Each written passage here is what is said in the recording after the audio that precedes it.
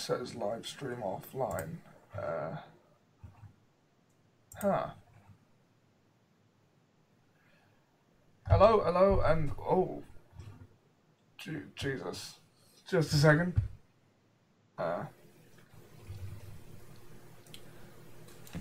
Hello, and welcome to the Bilgecast Wrestling Podcast. I am here with Sam and Ian. How are you doing, guys? Yeah, doing good.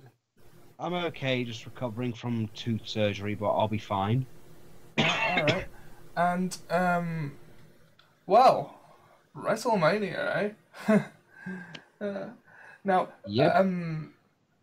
I normally let you guys go first, but can I go first this time? Because I feel like my opinion's going to be the most positive one, and I feel like that should probably go first.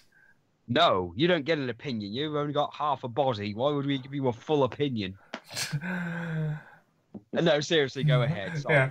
Yeah. Well, I never watch pre-shows, but I did this time. I watched the full 8 hours. My God, this year's WrestleMania was good. Like, it's been... Something in 11 years, I want to point out, without The Undertaker. Yeah, first one in... how many years? 11 years, I think, because he did not appear at 16. Ah, right. Yeah, but, I don't think he was needed for this one. No, it wasn't. No, and I can't believe I'm saying that, but yeah, it was a really good show, top to bottom, mostly. But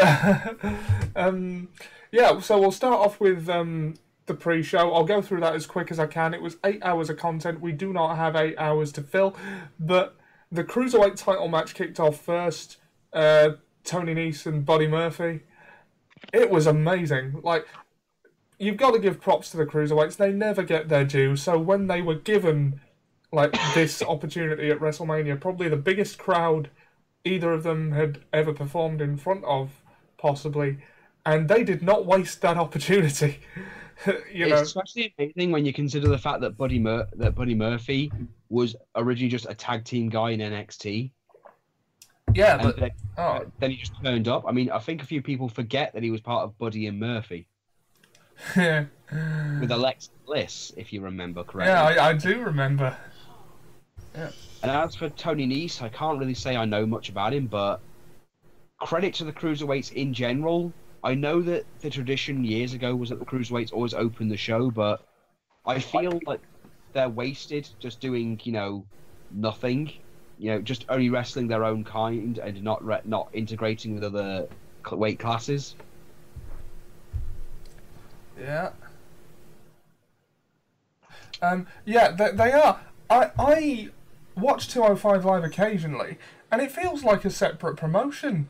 Like, for all the, for all the,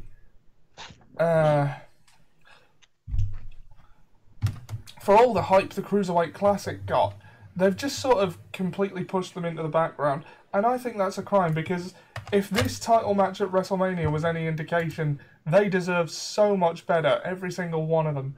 And I do watch 205 Live occasionally, as I've mentioned, and the wrestling is pretty good. So, it's a much more wrestling-focused show, which works for me. Anyway, we're getting off track. WrestleMania. What was the next match? On the pre-show, there was the Andre the Giant Memorial Battle Royal. We'll get to that. I kind of think there was something else. Yeah, there was a tag team title match. There's the women's battle royal, and then there was the tag team. Ah, yeah, the women's battle royal. You know what? Why not? The battle royal itself was a good match. The result wasn't what I would have wanted, but it never ends up mattering with these things anyway. And well, I don't even know what Carmella's deal is at the moment. I've sort of spaced on that. But yeah, it was a good time, good match.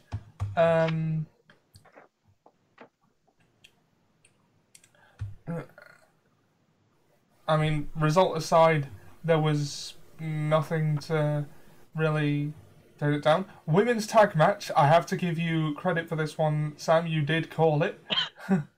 I know, that's the thing that scares me, is the fact I was fucking joking. Yeah, and I'm happy with that result. I like the Iconics. I hope they don't turn them face after this. They work better as heels. Funny how the actual tag team won. Sorry? Funny how the only team in the group that was an actual tag team. It feels right, doesn't it? It does.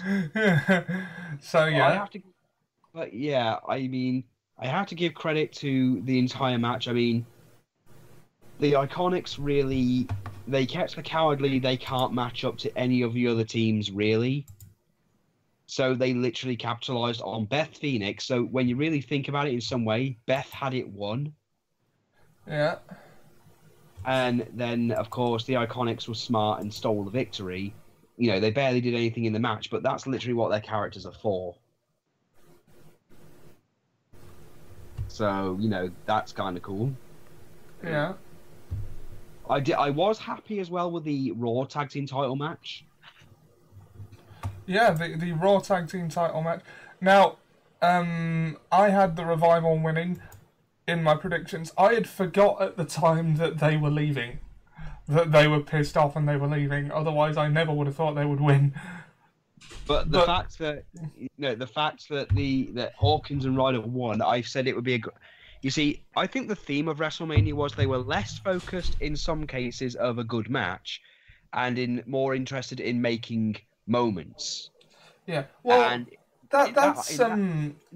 in that regard, that's really all the Hawkins and Ryder match needs really to be remembered for, is the moment, the fact that Hawkins... Look, they'll probably lose the titles tonight on Raw. Let's just let them enjoy this for now.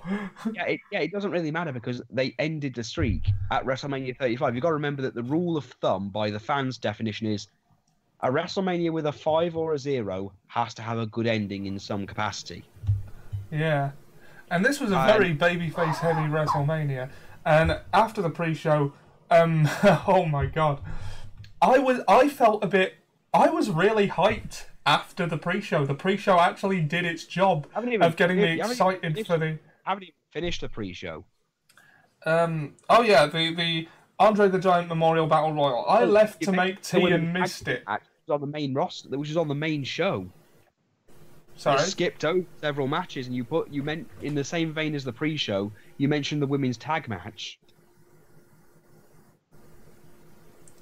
Oh right. Yeah, sorry. It's all run. It was 8-hour long event. It's all running together for me. But I will say this about the Battle Royal. I will argue to the end of the end of time, probably, that Braun Strowman was too big of a deal to be in there.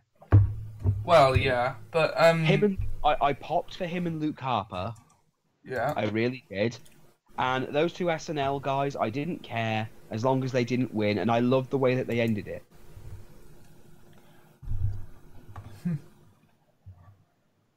Right. Yeah. The whole Saturday Night Live guys. Like, again, I left to make a cup of tea, and then I came back and it was almost over, so I missed most of the match. Well, most people were being thrown out left and right. Yeah. So, what other matches were on the pre-show? It really. Oh, right. Okay. So, we come to the main card. It opened with the Universal title. Yeah. Enough. Now, here's the thing. I was going to pop into that. I was really hyped for the show. The kickoff show had actually got me really excited for the main event, as it were. That's the main show, not just the last match on the card. But then Alexa Bliss comes out. Everything is going swimmingly up till then. And then Hulk Hogan comes out, and I'm fucking deflated a bit. Because it's like... I mean, it should have been Bret Hart, shouldn't it? Given everything surrounding the guy at the moment...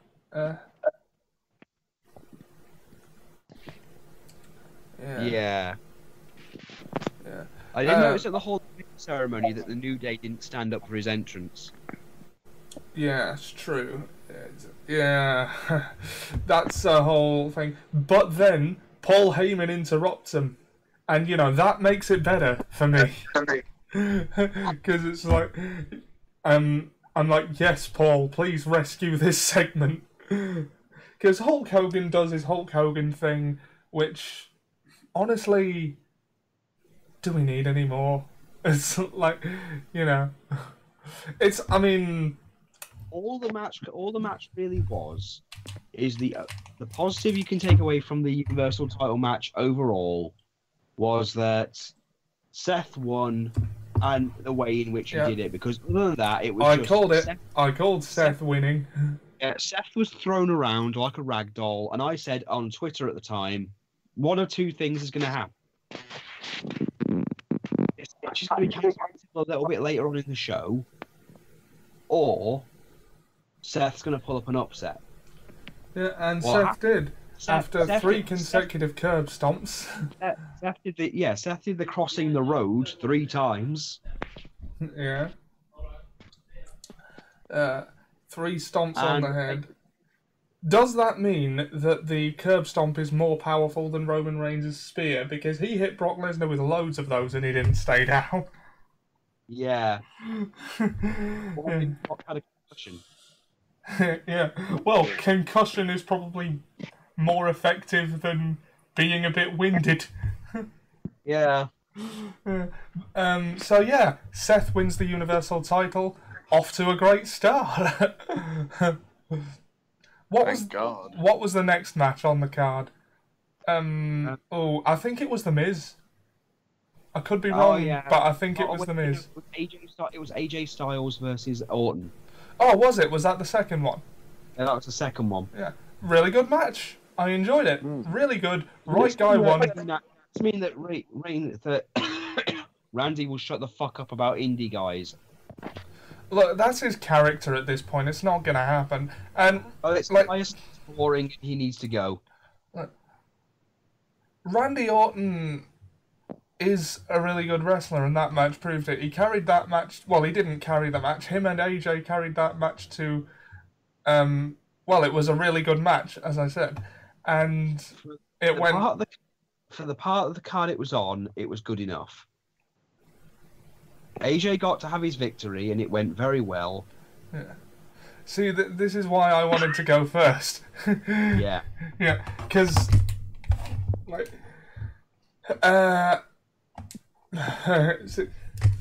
yeah, I really enjoyed the match. There were a few false finishes. They allowed AJ to kick out of an RKO with no delay in the pin attempt, which I didn't expect them to do, and they did, and that was cool. Shame about the lighting, because you could tell that the fans were pissed off. I don't know if you watched it live, right, Sam? I did. You did, yeah. So you will have heard the chants of "Please turn the lights down," because I don't know if you. Apparently, the fans in certain parts of the crowd were being blinded by the lights and couldn't see the match, and then they turned them off. And the crowd got, popped for the lights being turned off.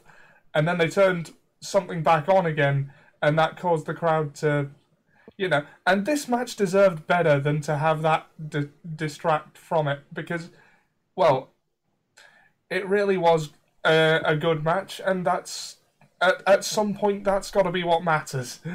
Yeah, right guy won. I don't think the feud is over. Or it could be, because there's the shake-up coming up post-Wrestlemania, isn't there?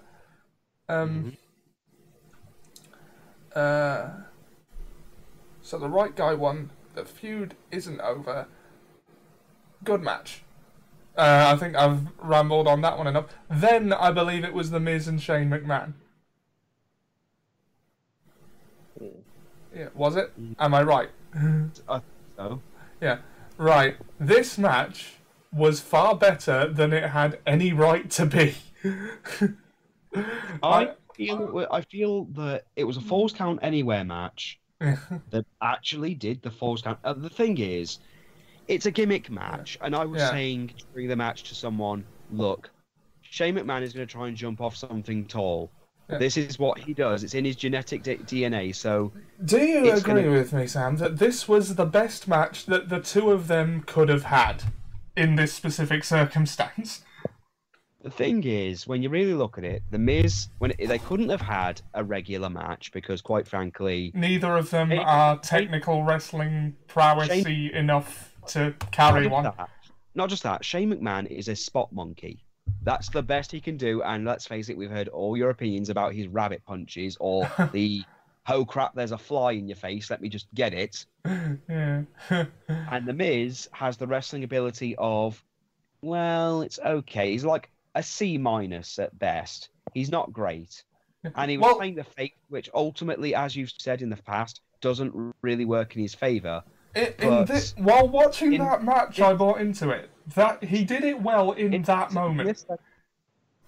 I mean, granted, I loved the fact that his dad jumped in and tried to save him and everything. Oh, highlight of the match right there. Oh, yeah, beat dad.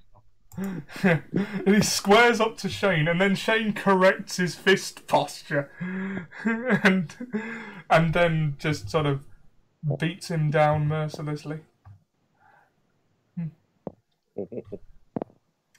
Yeah, and then,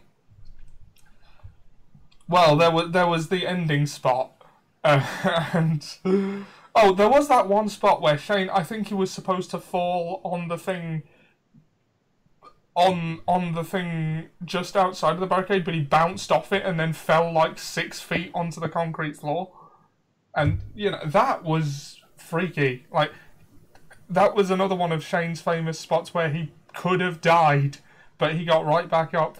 And, yeah, again, this match was far better than it had any right to be. And then the ending, the suicide superplex by The Miz onto whatever it was they landed on. And then it turns out Shane is on top of him and gets the pin and wins. And that was just the perfect way to end that match, because it doesn't end the feud. Shane gets to continue doing the best in the world shtick that he's doing and brag about it. The Miz is still vindicated because he beat the hell out of Shane and by right should have won that match. When the booking is right, it's right. So yeah. I expected that to be the check out what everyone's saying on Twitter match, but no, I was drawn in by it. Far better than I thought it was going to be. Better than it should have been, I think. Better than it had a right to be. However you want to phrase that. Ian, you've not said a thing so far. What do you think of the card?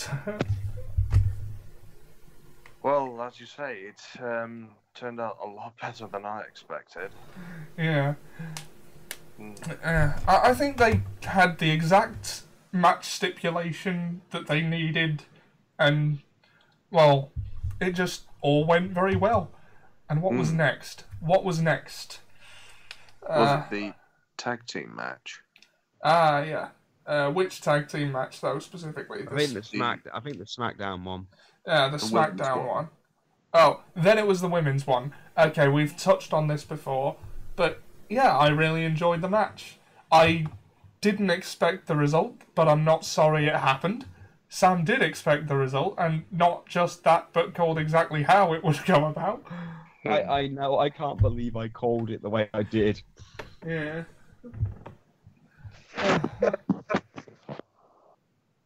Yeah. Yeah, the Iconics one, to be honest, I would have been happy with anyone winning it so long as it wasn't Tina and Nia, because they just didn't were make never sense. going to win it. Of course they weren't, but, Yeah. the fact they weren't even in the decision, and to be honest, they added nothing to the match when you really think about it. They brought their presence to it, and, Yeah, headbutting people, and that's about really all they did. It was a fatal four-way tag match. There's always got to be one team that didn't do so much. Well, yeah, the WrestleMania 20 taught us that in fatal four-way tag team matches, one team is going to be superfluous and might as well have not even been there. I don't think that was true of the SmackDown tag team match, though. Oh, absolutely not. That's the exception rather than the rule. Yeah. Was that the next match? I don't think it was, because they wouldn't have had 2 Fatal 4-Way Tag Team matches in a row. What was the next match? Does anyone remember? Like, I watched them all and I remember them, but, you know, I don't remember the running order. Okay. So... Well, I know the SmackDown match happened. Yeah. Hold on. So what came after the women's tag match? Was it? Huh. Sorry guys, you're going to have to help me out here. Does anybody have I should have got a run sheet in front of me. Hold on. So unprofessional. Yeah. But was it the SmackDown Tag Team title match? I don't think it was, but yeah.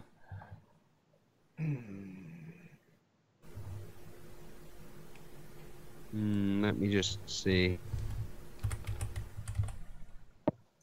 WrestleMania 35.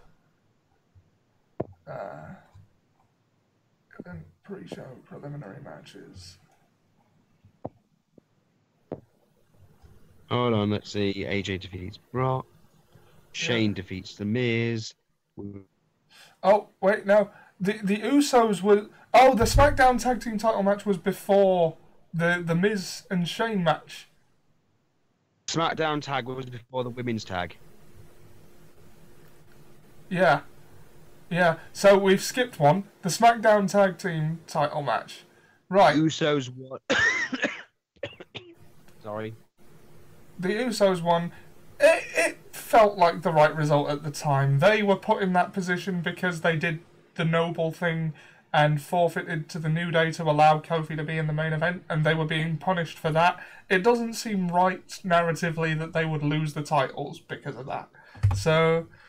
yeah, although I wanted Aleister Black and Ricochet to win, and Ricochet was undoubtedly the star of the show in this match. That superplex spot, you know, the tower suplex thing, Yeah, where everyone ran and he landed on his feet. Yeah, oh, that was amazing. Like, for them, it's a matter of time. I think they're gonna get those belts. And that spot where everyone was hitting their finishes, and most of them were some variation on kick. That was a real super kick party. But and then like Sheamus finally with a brogue kick, and then the Usos take him down. Sheamus eats the pin, which feels right, to be honest. You know. And I like the bar.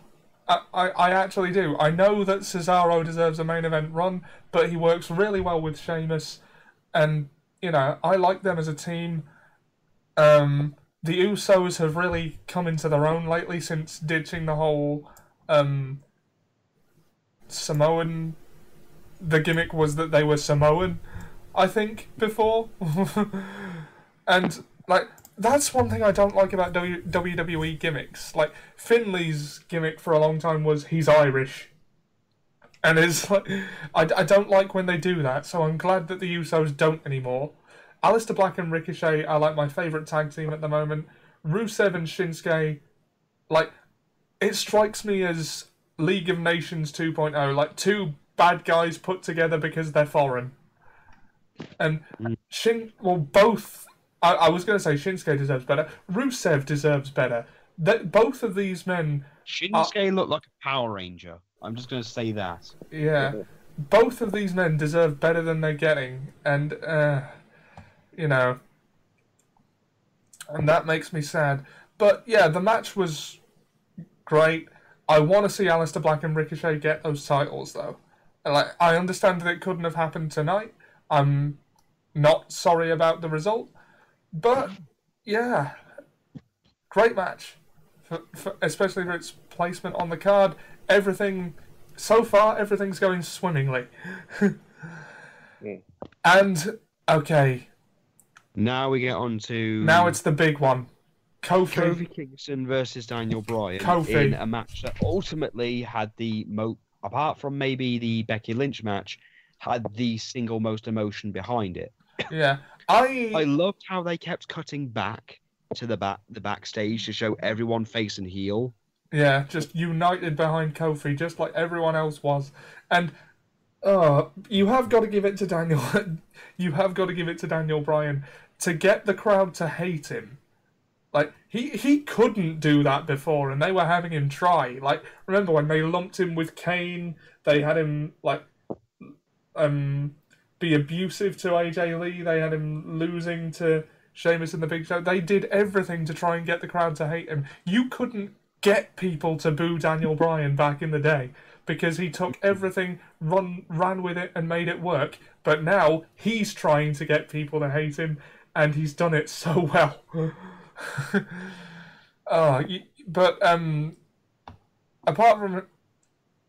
But that's me singing the praises of Daniel Bryan. You have to give everything tonight to Kofi Kingston because you do feel the 11 years of frustration in this match, that this is his first match for the WWE title, and why the hell hasn't it happened before?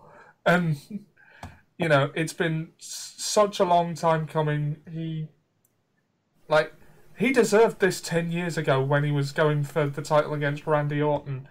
And the gravity of the moment when he finally got it done, and then the New Day presented him with that title, with in hindsight, I know it's going to be controversial me saying this, but I think that should have been the main event. That's because of the way it ended, and I'll get to that when we get to the main event. I'm sure you know what I'm talking about already. But it was just the most powerful ending of the show, and the fact that something that powerful didn't close out the show seems a bit of an oversight.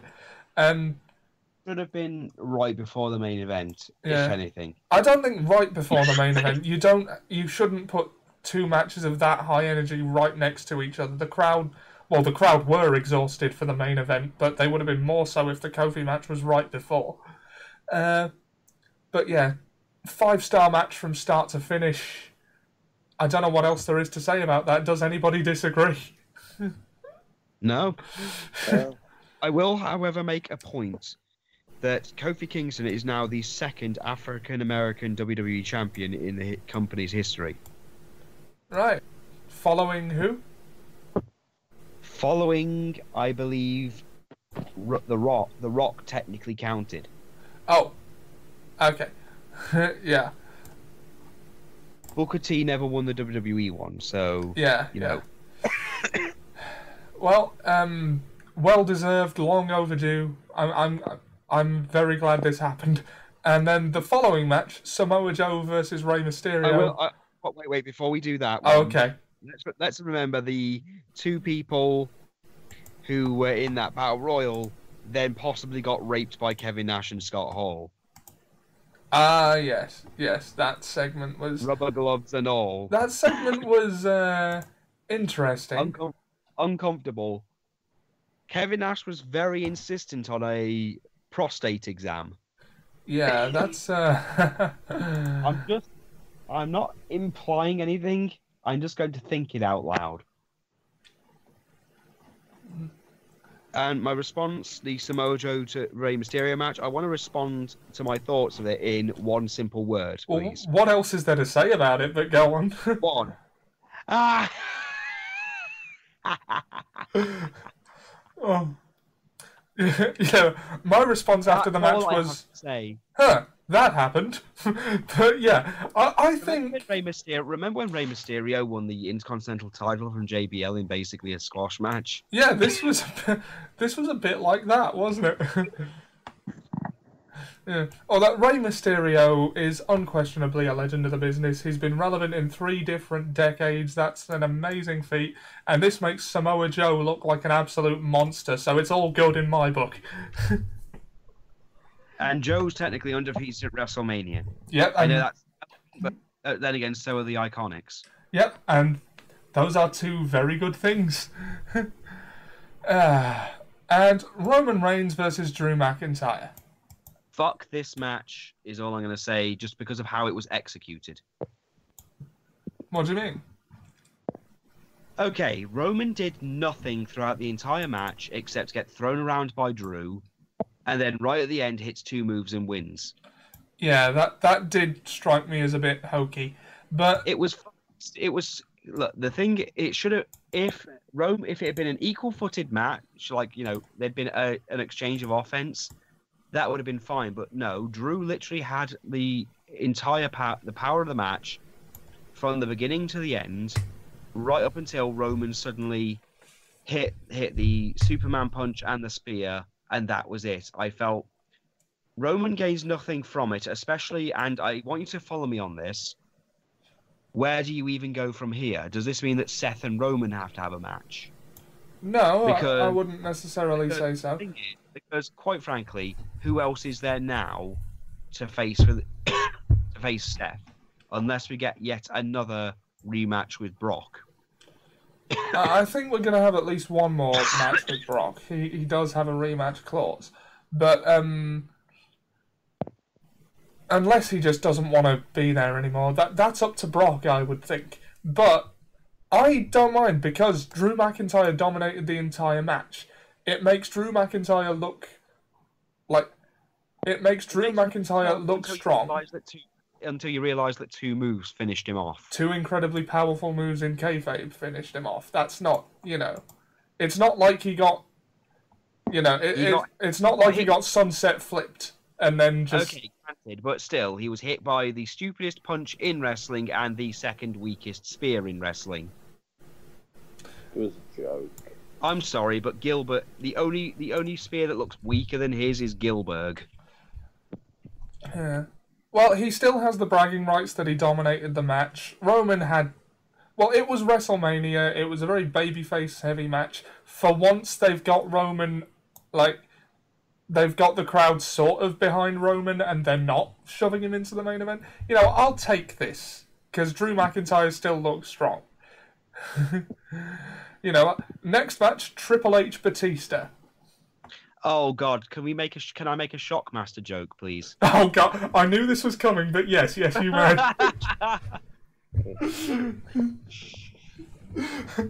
Ready to feel the Shockmaster. He tripped on the ropes on the way in. He fell on his ass. He fell flat on his fucking ass.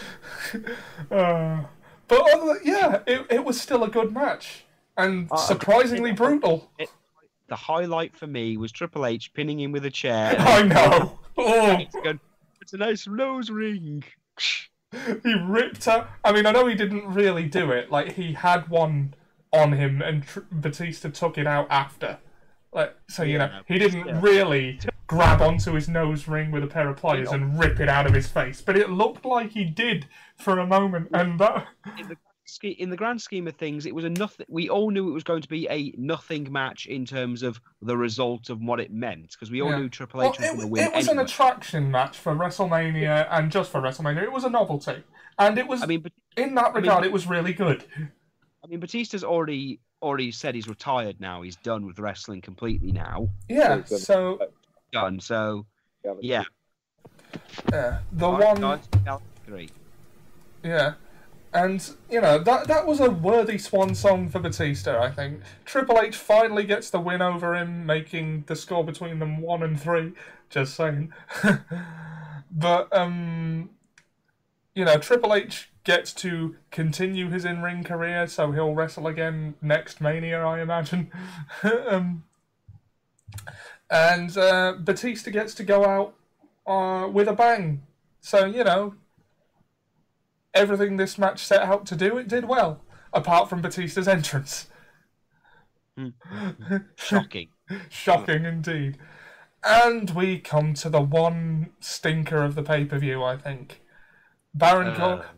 Wait. The Elias segment. Oh yeah, where John Cena became the Doctor of Thugonomics again. He even went back to rename his finisher the FU. Yeah. And, yeah, okay. As a John Cena appearance at WrestleMania goes, unadvertised, yeah. Pretty good segment. I also loved the whole thing that Elias has a band of just screen versions of himself. I'm imagining the Smith thing from The Matrix. Yeah. Ah, brilliant stuff there. But, yeah, now we come to the one stinker of the pay-per-view, in my opinion. Baron Corbin versus Kurt Angle. I don't want to deflate the mood, but Kurt deserved better. Look, I was saying this for a while. I know we watched TakeOver, and I was saying to you throughout the entire thing, you see, Matt Riddle should be facing Kurt. Yeah. I mean, yeah. And I know that Kurt's not in his prime anymore, and he probably couldn't go to a 5-star match, but give him the chance to try. You know, if it's his last match and it's at WrestleMania, you've got to... I mean, he was always going to lose. The problem was, after the thing is, I know you could say that after the Kofi Kingston match, everything was downhill from there because the crowd was, burnt out from emotion. Even the Roman Reigns thing felt a little bit... Yeah. It was the wrong time. That's why... well, firstly, this pay-per-view was too fucking long. I mean, it was really good, and it didn't feel 8 hours long, but that's too much. This was, at very best, a Raw match. Yeah. At best. Oh, I would give it... I hate to say it, because I love Kurt Angle, and he's one of the best in the world ever, but... Yeah. I hate to say it, but yeah. I've got a thing right here of someone who reviewed it saying, consistent with history, the man leaving the territory must go out on his back, which is something you've said multiple times, Ollie. That, I said this would happen. It's tradition. Even if said match is against a wrestler as unliked by fans as Corbin. Luckily for fans, the match was as short and largely painless aside from the result. Angle landed 4 German suplexes and appeared to have the match won until he missed so badly on a moonsault from the top rope. Corbin followed up with an end of days for the anticlimactic finish. Yep, that's basically it. Look, the match will be forgotten about because, quite frankly, and I'm still going to say this, Baron Corbin is worthless to the brand. He doesn't add anything. They could fire him tomorrow and no one would notice. Yeah. Of course, now that they've used him to retire Kurt Angle, they're going to try and capitalise on that momentum. But... that match doesn't give him a lot of momentum, does it? No, it really... the thing is, Corbin isn't one of those, I hate you so much because you're a good heel. He's got the, I hate you so much, I don't want you on my television heat, which WWE has had a problem with dealing with for years. Yeah. The overarching issue with Baron Corbin is just that he was never a big deal. It's not even like he's one of those, he was a big deal in NXT. He was a nobody in NXT who got promoted. He was a nobody on SmackDown until they gave him the Money in the Bank briefcase, which they just threw away. He was a jobber to John Cena, came to Raw and did nothing for a while. He's really not a big deal. He's not a big heel on Raw. He's not a major player in the business, to be honest. He's just some guy. And that's really... Kurt's legacy is that now. He went out losing to just some guy. Yeah. Which is going to be more embarrassing when that's going to be all Corbin has to his name is, I beat Kurt at WrestleMania. Well, that's good, but what else can you really do? It's not like he's going to be going to the world title. What else you got? It's like the Undertaker versus Brock Lesnar all over again. No, well, at least Brock Lesnar capitalised on that, and I don't think Corbin's going to manage that. Yeah, but it still shouldn't have happened. Yeah, no, it shouldn't have done, but... But then again, neither should... It was basically... It wasn't as, say, bad as say, Undertaker versus Gonzalez, but... Come on. Corbin is job material at best. He's a big guy that just exists, that at best can probably put over other talent, but that's it. Yeah. Okay, and next we've got a match that was even shorter, but less disappointing. Finn Balor versus Bobby Lashley for the Intercontinental title. Demon Finn wins automatically by the fact of the novelty of his existence. I expected more from his entrance, to be honest, but even though there isn't really a lot to Demon Finn, it's just Finn Balor in makeup. Yeah, but you know, by the rules of wrestling, that's enough to make them a different character. But the point was, he beat Bobby Lashley, even powerbombing him, which was a big spectacle. Yeah. Oh yeah, that powerbomb from the top rope. Yeah, great stuff. Yeah, but yeah, then. So yeah, Finn won as he should have done. He squashed him. That was weird. Oh yeah. Like a man like Bobby Lashley, who they've pushed so hard as this, he got completely squashed by Finn Balor. I did not expect that. Demon Finn. And now we come to our main event. Again, the major problem with this match overall is down to a few factors. Number one is this was a long fucking pay-per-view.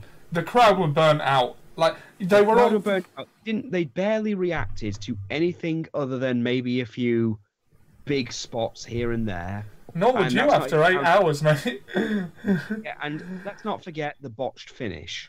Yeah, was that a botched finish or was that just? It was a botched finish. Apparently, was that not supposed to happen? Apparently not that way. Right.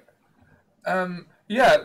The finish, mate, gave it a really anticlimactic feeling, and that's a shame because it was a really good match up until then, capping off a really good WrestleMania, and for it to end like that. I mean, the result was brilliant. That was exactly the result I wanted. It needed to happen. It was the result that was needed. Yeah. And, like, that result takes the sting of the anticlimax off quite a bit. And because of that, I would still say that this year's WrestleMania was the best one in years. Like, it possibly my favourite one, despite its length. But, a sour bite to end the meal, as it were, with the anticlimactic sort of just backsliding. I think they were expecting the crowd to be more energetic than they were, somehow, because, like, as we've said, they were exhausted. They must have been. And that backslide was supposed to be like a huge surprise and moment, but it just didn't go to plan, I guess. Well, even so, the problem was ultimately. Although the match itself, let's go through the match a bit. Everyone brought their A game for this one, and like even the extremely limited Ronda Rousey in comparison. Ronda Rousey does what she does very well, even if what she does is less in terms of wrestling acumen than what the other two do. Yes. Yeah, and like, she knows that she's hated right now, and she played off that really well, especially with the tables are for bitches spot. Yeah, well, again, I've got. What do you eat off, Ronda? I mean, here's a thing from this as well. The historic WrestleMania closer, featuring the women of the main event for the first time, ended somewhat anticlimactically as Lynch countered a Piper's Pit from Rousey into a roll-up. The abrupt ending, however, couldn't overshadow what was an incredible performance from all three. Yeah, true. Who were repeatedly willing to risk it all in an extremely physical belt match. Becky, who called herself Becky Two Belts, now joining her cousin, by the way, Arthur Two Sheds Jackson. Sorry, I had to throw that in there. Ahead of Sunday's match, captured both women's titles in a match that used violence to cover up for the sloppiness. The real shame of this one is it didn't begin until midnight Eastern Time on the tail end of a show that reached 7.5 hours in length. The crowd was understandably dead, despite an almost insane amount of intensity shown by each wrestler who laid each strike seemingly as stiff as possible. Well, they knew that they were going to have to go hard to get anything out of the crowd after that long an event. Rousey was bleeding from her elbow and nearly grotesque bruising on her inner legs. Flair favoured her right knee and was also bleeding from her arm. The spots were both insane, often with Flair landing on a Spanish fly on the top rope and Lynch later breaking up a figure 8 leg lock on Rousey by landing a leg drop off the top rope onto Flair. Rousey hit the back of her head on the floor after a drop kick from Lynch, sending her flying to the outside.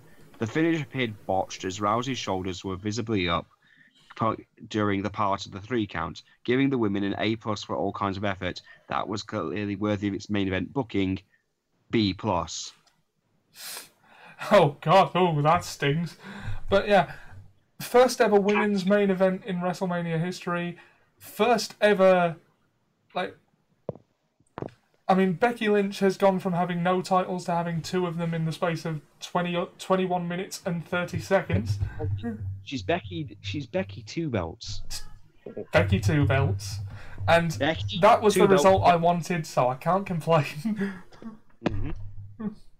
Yeah. So, overall, really good WrestleMania.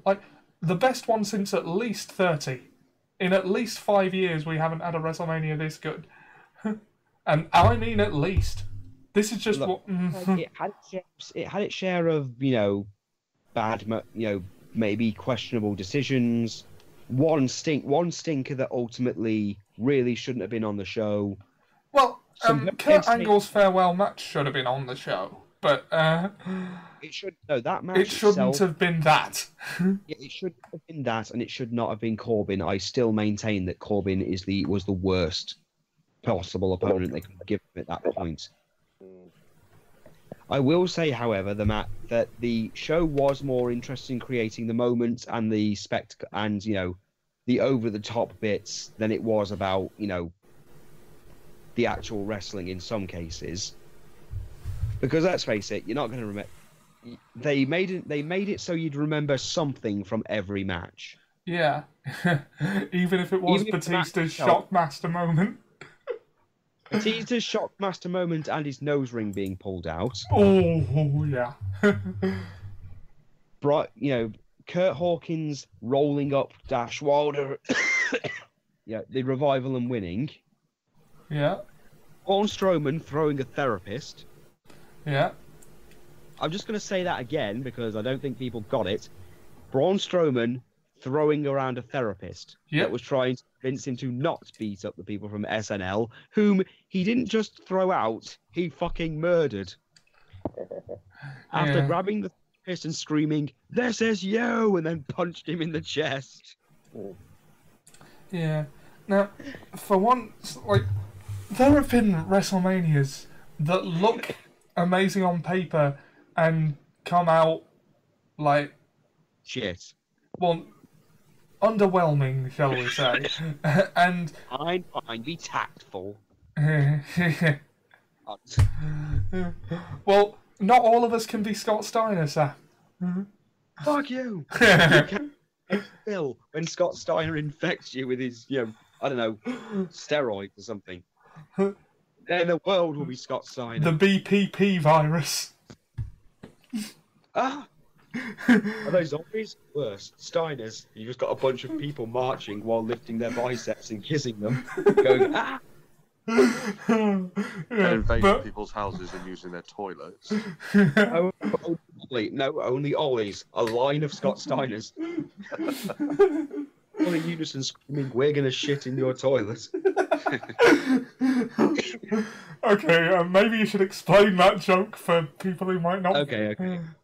So, I'm going to throw Ian under the bus for this one as well. We've always found Scott Steiner to be hilarious, and anyone who's followed Scott Steiner's career knows why. I will quote Brian Zane here. And I know I'm the only one here who watches a lot of his videos, but Scott Steiner is why the internet was invented. Yeah. To document all of the things he does. So what we ended up doing was for our E-Feds, I guess you could call them, for lack of a better name, we had Ollie's character in a feud with Scott Steiner because why not? And this, originally, I always had the idea of a feud started over something stupid, one of which was, for some reason, Scott Steiner in Ollie's bed, pissing in it for some reason, just to ruin Ollie's day. Didn't it come to you in a dream? Sadly, it did. Scott Steiner just ruining Ollie's shit for some reason. And I don't know why. I've got nothing against Ollie. I love Ollie to pieces. He's like the best, he's one of my best friends. But I just want to see Scott Steiner try to ruin his life for some reason, or cause him a mild inconvenience. That would be hilarious. It would. I mean, the fact that you get it makes you feel a bit more comfortable about it. But yeah, Scott Steiner literally causing a commotion just for the sake of it. So one of them was that he would start a feud with Ollie, wanting to shit in his house, but would be constantly denied it, not just by Ollie, but by Ollie's parents. So this would lead to matches where if Scott Steiner won, he got the pleasure of going into Ollie's house and defecating. Right. Okay. That is literally the extent. Yeah. So where were we? Overall, yeah, there are WrestleManias that on paper look great and come out like disappointing. This was not one of those. This looked great on paper and came out even better in my opinion. But yeah, Ian, what are your thoughts? Overall, it's an okay pay-per-view. I've seen better, but still, it was, there was still some. Look, I'll be honest, and I'm sure Ollie will disagree with me. Takeover was shorter but better in terms of, well, I'm going to give points to Takeover, not just for the fact that a lot of the matches were just, well, better shows in general, or better matches in general. Yeah. But the fact that it wasn't longer than it needed to be. It didn't outstay its welcome. I mean, for fuck's sake, you were getting pumped and even going like main event level, pop level, what WWE wants for his main events for Matt Riddle and Velveteen Dream. Yeah. People you've barely either never watched or you've barely ever seen. Yeah, I got to get back into NXT. I used to follow it as much as any of the others, but I also want to start watching 205 Live. And the UK match, let's face it, Walter. That was my first time seeing Walter. Yeah, but okay, so gentlemen, your thoughts on this year's WrestleMania as a whole? I think that I would have to, and I'm sure you're not going to like this grading. I would give the pay-per-view, if I had to give it a grade, I'd give it a B at best. I would only give it a B because it was too fucking long. Yeah, I'm docking points because it was too long. The Kurt Angle match, really, I know they couldn't have done much more. Yeah. Mind you, if WrestleMania is to come but once a year, like, let them go as long as they want. But, yeah. Again, the pay-per-view was too long, and the placement of matches, to be honest. I mean, again, the Brock Lesnar match, to be honest, I was surprised they did with Brock what they did. Yeah. Go that way. That makes me think that maybe they're not bringing Brock back for his rematch, because, well, why would they do that if they were planning to use him again? I've been saying it for a while, Ollie. He doesn't have the value he once had. And let's face it, they made an entire storyline about how, and they've convinced the fans, even the brainwashed ones, that, yeah, this is just shit now. Yeah, but now we're actually going to have a main event level title on Raw for a while. So that's good. And it's on Seth Rollins, which is also good. Look, I said my quote when it came to Seth Rollins was, "So Brock is no longer the champion. The healing can begin." Yeah, that is all I have to say in terms of what I think of him winning. Is that, look, I would rather the belt be over Braun Strowman at this point because he deserves it more than anyone else. Yeah, but I say every time we bring him up, I don't understand why he's not in the main event.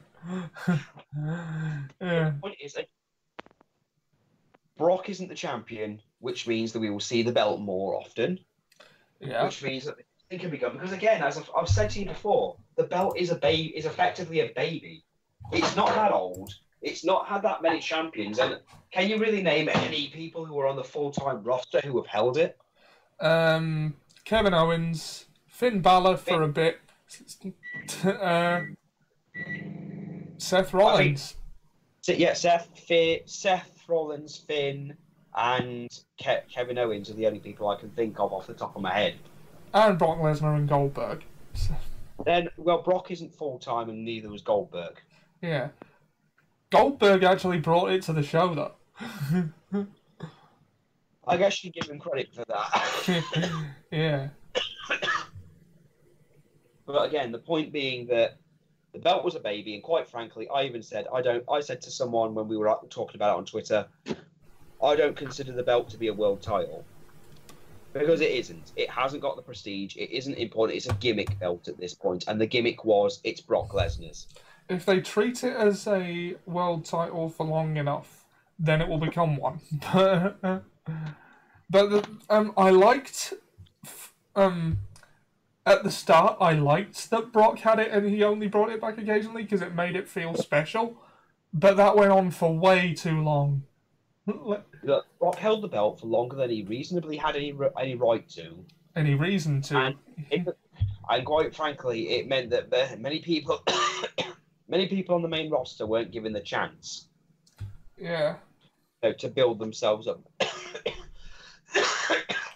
And when they did, they just fed them to Brock, and Brock destroyed them. Yeah. So Raw tonight will be interesting. I'm looking forward to the inevitable post-WrestleMania shake-up. And that's as good a time as any to get into wrestling if you're not, because... I want to throw predictions out there that Brock will demand a rematch. I'm going to say no. I don't think he will. Don't think Brock's coming back? I don't think so. I don't think they would have had that match go that way, like that, if he was coming back. Okay. What about Ronda Rousey? Well, you said she had one more appearance slated, didn't you? I think she's probably going to turn up and cause a commotion about the whole her shoulders not being down. Yeah. I think she's going to get her rematch, lose, and then go. Yeah. I mean, it's just that Becky Lynch did make that comment on a Twitter saying Ronda Rousey is going to lose and then she's going to go because that's what she does. When she realizes she can't handle the reality of losing, she can't get back up on a high horse and continue the fight. She quits and goes. That's what she's going to do after WrestleMania, and we'll see. Yeah, well, Ronda's wanted to leave for a bit anyway, right? She wants to leave and have kids or something, is what I heard. Yeah. Yeah. You're right there, dude. Yeah, just a bit of a dry throat. Yeah. Well, we're almost at the hour mark, so Ian, what are your thoughts? Overall, I'd give it a B-. A what now? A B-. B-. Okay. Well, that finish does sort of dampen it a little, doesn't it? Yeah. It does. On top of that, the Baron Corbin thing. Yeah. Yeah, like, not everything was done perfectly, but I think it was still the best WrestleMania for a long time. Which, considering the last few, is not difficult. Well, yeah, that's true. I don't actually remember what the last one was like. Yeah. And that's why it doesn't matter. Yeah. Okay, so, we're just coming up to the hour mark. I think this is a good place to leave it. We will see you Friday for our thoughts on... We'll see you... I should be back by Friday. Sorry? I should be back by Friday. Ah, cool. We'll see you on Friday for our thoughts on Raw and SmackDown at the very least, if not more than that. And, yeah, anything else to say, fellas? Nope. Just hope you enjoyed. Yeah. We will see you next time. Bye.